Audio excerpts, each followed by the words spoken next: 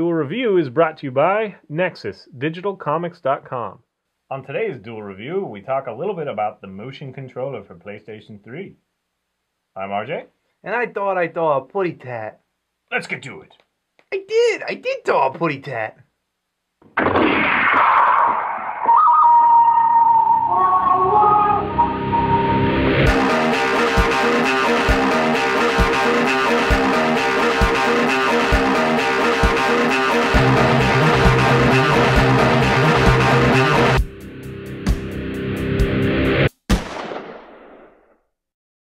Welcome to Wednesday, September 7th. We're doing our focal point, and you wanted to talk about the motion control. Yes, I did.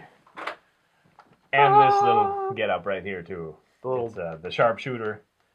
So anyway, yes, the motion. I was excited when they came out with this in particular, because I like that they put the thumbstick up here, because you can control where you're going.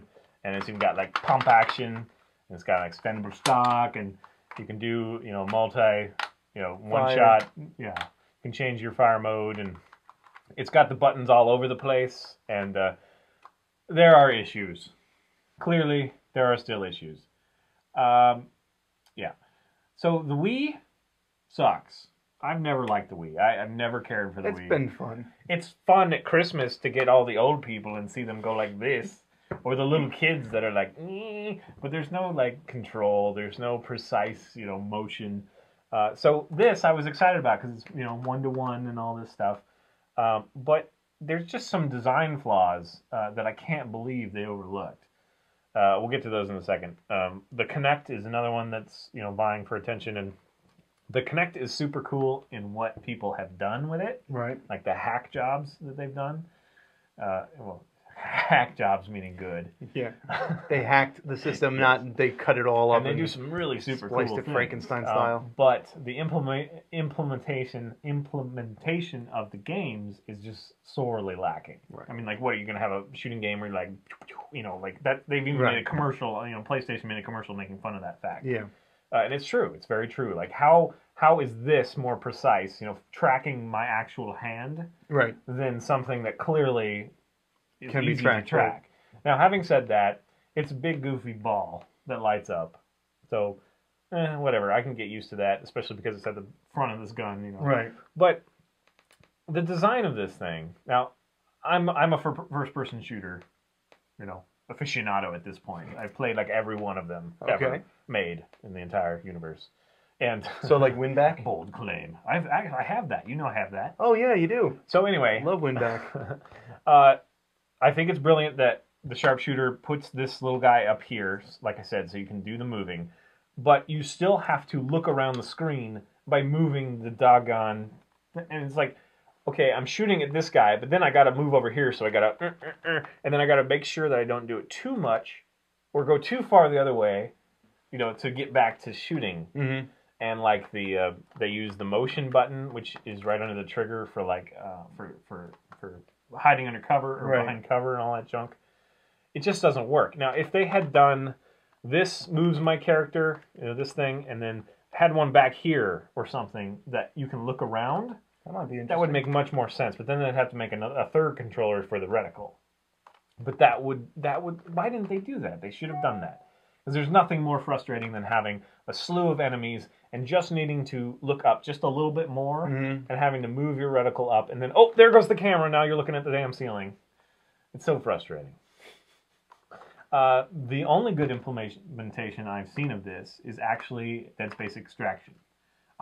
It's on rails, so most of the motion is taken care of. Like House of Dead and... Right. So it's a throwback, for sure, to those old shooting games, those old parlor-esque shooting games.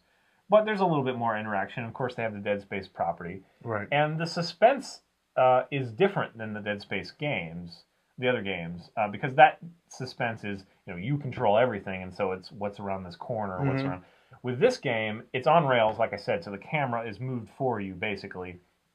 And you only see what you see, and you just have to move the reticle and fight. You only have a limited time. Right. And you never know when the camera is going to turn around. It's like, I think I saw something over there, but I'm looking over here, so I have to wait.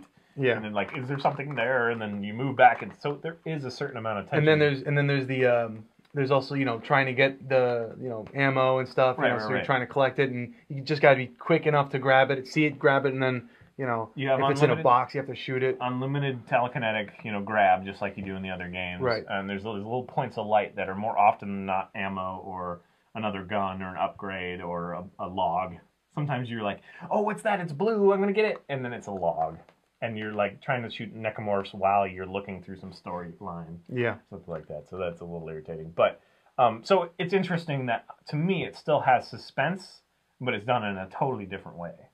It's not the greatest suspense ever, but I think it's fair enough to say that this is better than the House of Dead. House of Dead, right? And what was the other one? And it's not just Time story. Crisis. I think Time Crisis and all those Sega and yeah. Yeah, I think you're right. I think it's not just story. I think it's atmosphere. I think it's a plot line. And well, that story. It is kind of just a downloadable type of thing. And it came with Dead Space 2. So if you got Dead Space 2, then you probably got Extraction. Yeah. But I think you can download it. Yeah. Without Dead Space 2. Yes, absolutely. I would just get Dead Space 2, people. Yeah, I would too, because it's a freebie. But I still think it would be worth. Oh, and $8-10. Right, and Dead Space Extraction works without motion control. You could use a controller. It's not as great, but yeah, it's not as fluid. I mean, that's the cool implementation of this thing, is that you're just controlling the reticle. Well, I mean, you're doing other stuff like inventory and the rock saw, but it doesn't require this all the time. It's just basically you're just holding it on screen, and then you've got to tilt it to do it an alternate. Right, the alternate fire, which I don't have a problem with. There's like a comfortable way that I can do it while sitting on the couch.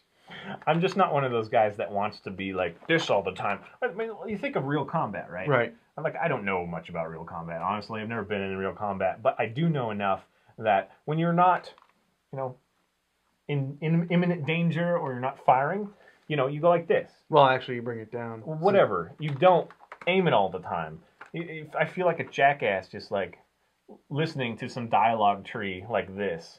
Like, seriously? I have to do this the whole time? Because if you move it, you're if I move it, then I'm going to be looking at the floor.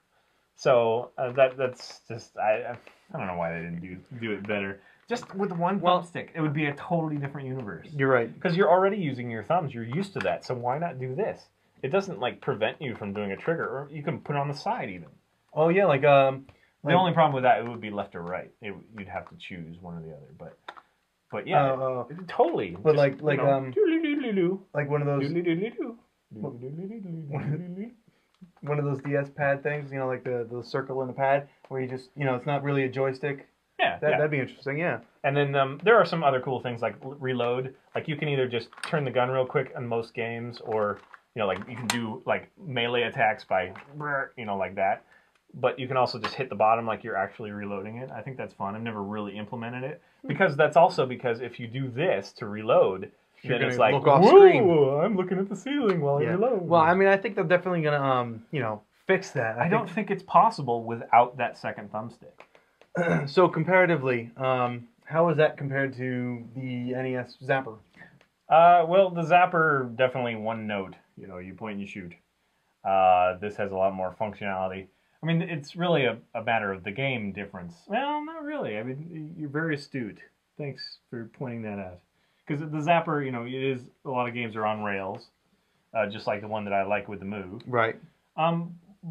And they're pretty precise. I mean, they're not bad. Well, I don't know. I remember being frustrated with the whole duck hunt thing. Well, that's just because the stupid dog comes up. Oh, the aiming. It was just a little rough. It was a little rough. This is obviously much better. But it is funny that, we've gone so far and yet we're right back to where we were. Right, because the best game that we've played with the Move was on rails. On rails. Yeah, just like the NES, yeah. Or rather with the Move in a gun. And that could all be fixed. See, that's the thing, though. It breaks my heart, Fredo. Because they're probably not ever going to do what I'm asking for. Yeah, because they've already designed these stupid, dumbass things. And for them to redesign it, they would have to admit they made a mistake. And that's just not Sony style. I love Sony. I've loved them for years, PlayStation especially.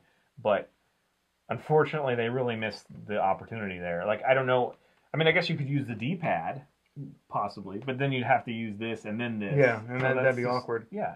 So I think this will never work. I don't. I don't think they made the move with the gun in mind. I think the gun came after. You game designing geniuses, prove me wrong. Make me eat my words.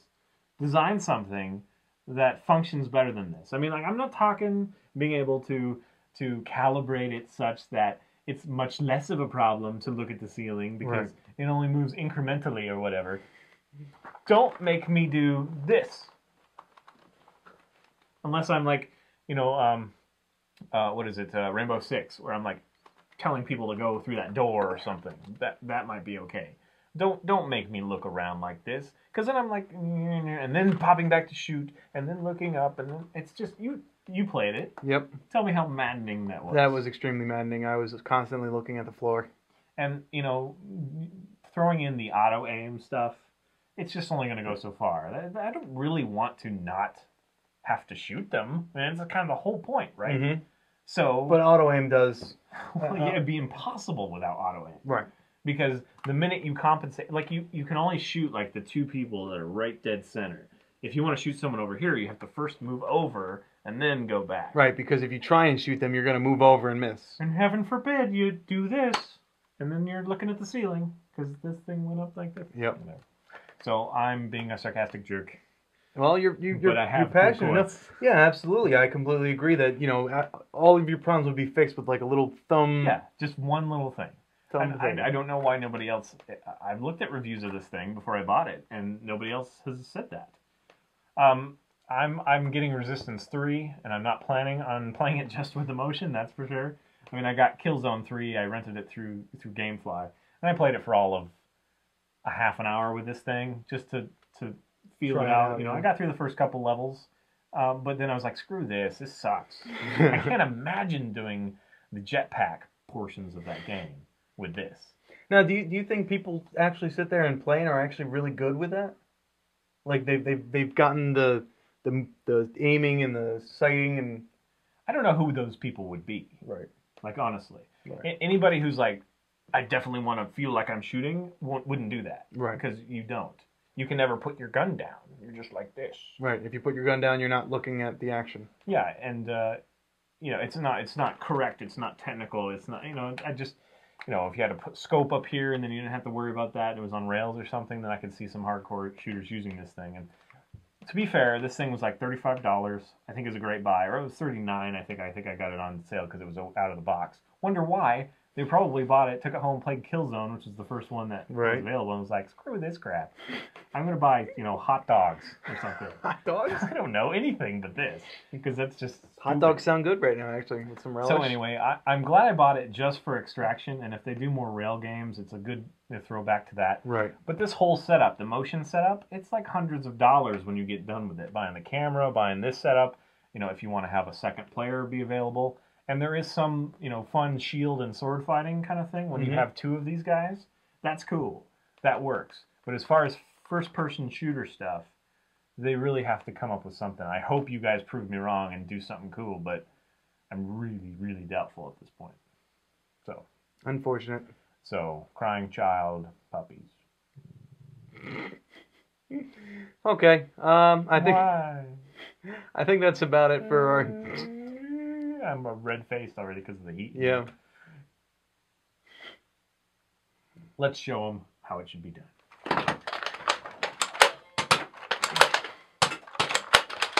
Like that. Like that. Yes. That's how it's gotta be. Fidel Castro. Not working for me. I don't think he says that. I don't think he does. Fidel Castro with a cigar just...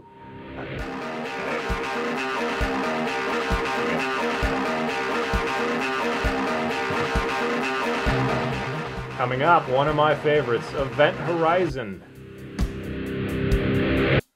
Welcome to Wednesday, September 7th. Enjoy our focal point. You wanted to talk about the motion control. Enjoy our focal point, because I sure won't.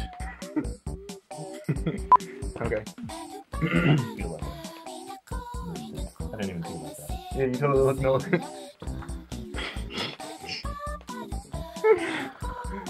Fidel Castro plays PlayStation.